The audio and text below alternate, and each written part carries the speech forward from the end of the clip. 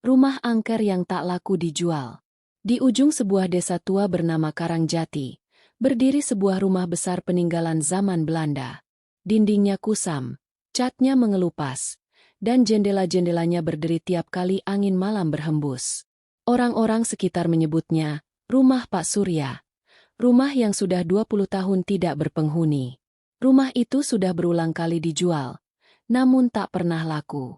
Entah kenapa, setiap calon pembeli selalu membatalkan niat mereka, meskipun harganya sudah diturunkan berkali-kali. Ada yang bilang rumah itu berhantu, ada juga yang bilang rumah itu menyimpan kutukan. Namun, cerita sebenarnya jauh lebih mengerikan daripada sekadar gosip. 1. Awal mula. 25 tahun lalu, rumah itu milik seorang pengusaha kaya bernama Surya Wicaksono. Ia tinggal bersama istrinya, Ratna, dan seorang anak laki-laki bernama Adi.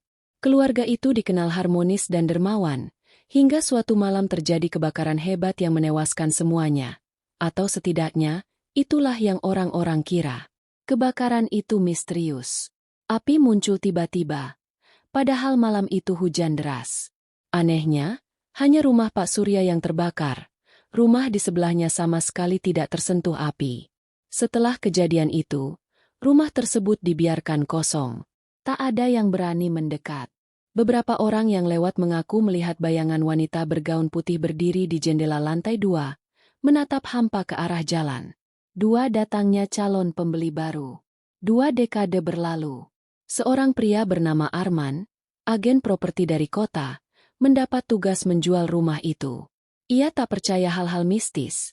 Baginya cerita hantu hanya bumbu yang dibuat orang desa. Harga rumah itu sangat murah, bahkan lebih murah dari rumah petak biasa. Arman yakin, jika ia bisa menjualnya, komisinya akan besar. Ia datang ke Karangjati pada sore hari, ditemani asistennya, Dewi. Dari jauh, rumah itu tampak megah meski lapuk. Begitu pintu dibuka, aroma debu dan kayu lapuk langsung menyeruak. Bau banget, Mas. Seperti sesuatu yang mati, gumam Dewi sambil menutup hidung. Arman hanya tertawa. Itu cuma tikus atau burung mati. Jangan lebay. Mereka mulai memeriksa ruangan demi ruangan. Semuanya tampak biasa, kecuali satu hal. Setiap kali mereka berpindah ruangan, pintu di belakang mereka menutup sendiri. Awalnya mereka mengira itu karena angin, tapi tak ada angin berhembus di dalam rumah itu. 3 malam pertama. Karena sudah larut, Arman memutuskan menginap di rumah itu agar bisa melanjutkan inspeksi besok. Dewi menolak, tapi Arman meyakinkannya. Malam itu sunyi. Hanya terdengar suara jangkrik dan detak jam tua di ruang tamu. Sekitar tengah malam, Arman terbangun karena mendengar suara anak kecil menangis dari lantai atas. Wah, ibu, di mana ibu? Arman berpikir itu halusinasi. Tapi suara itu makin jelas, disertai suara langkah kecil berlari di lorong. Ia bangun, menyalakan senter, lalu berjalan perlahan ke arah tangga. Setiap langkahnya memantul di dinding rumah tua itu. Di puncak tangga, ia melihat bayangan anak kecil berlari ke arah kamar ujung, kamar yang sebelumnya terkunci. Penasaran, Arman mengikuti dan mencoba membuka pintu itu. Anehnya, kali ini pintu itu terbuka sendiri. Di dalam kamar, ia melihat ranjang kecil yang masih rapi. Di atasnya, ada foto keluarga, Pak Surya, Ratna, dan Adi. Di bawah bingkai foto itu, tertulis tanggal 20 Oktober 2000, malam kebakaran. Arman menatap foto itu lama. Lalu dari cermin di sudut kamar, ia melihat bayangan wanita berambut panjang berdiri tepat di belakangnya. Kembalikan anakku. Bisik suara itu lirih. Arman berbalik cepat. Tapi tidak ada siapa-siapa. 4 rahasia rumah itu.